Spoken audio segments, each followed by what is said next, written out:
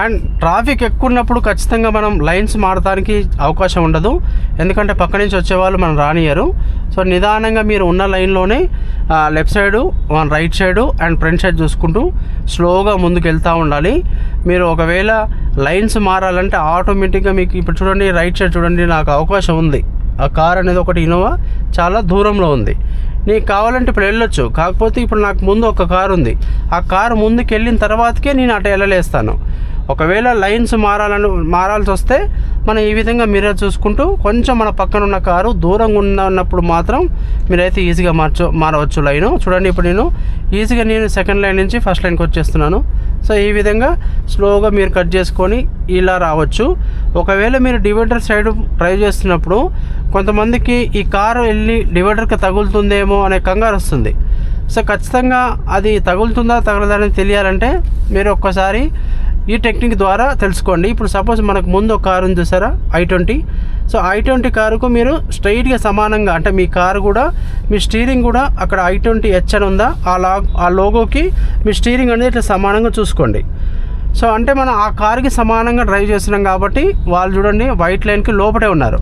So మనం కూడా white లైన్కి లోపటే ఉన్నాం. చూడండి ఇటు లాంగ్లో చూడండి, మీ మిర్రర్లో, మన కారు యొక్క మిర్రర్లో లాంగ్లో చూస్తే నా కార్ అనేది కరెక్ట్గా వైట్ లైన్ పక్కకే ఉంది టైరు.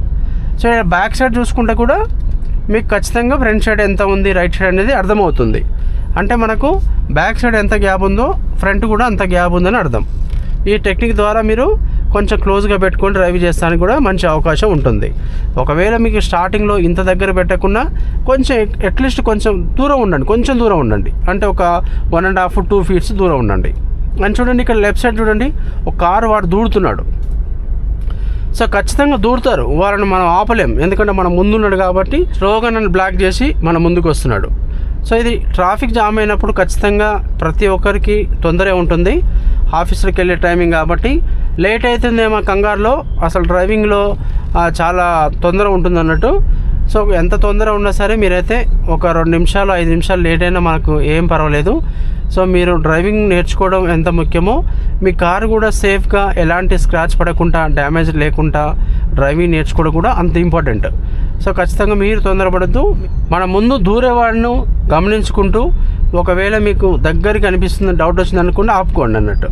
సో ఈ విధంగా డ్రైవ్ చేస్తూ ఉంటే మీకు ఎలాంటి ఇబ్బంది లేకుండా బంపర్ టు బంపర్ హెవీ ట్రాఫిక్లో డ్రైవింగ్ చేయడం, ప్రతి ఒక్క టెక్నిక్స్ మనకు ఎవరు ఎట్లా దూరుతుంటారు, ఎవరు ఎట్లా వస్తుంటారు అనే దాని గురించి కూడా మీకు ఖచ్చితంగా ప్రతి ఒక్కటి 100% డే బై డే క్లియర్గా అన్నీ అర్థమవుతూ ఉంటాయి.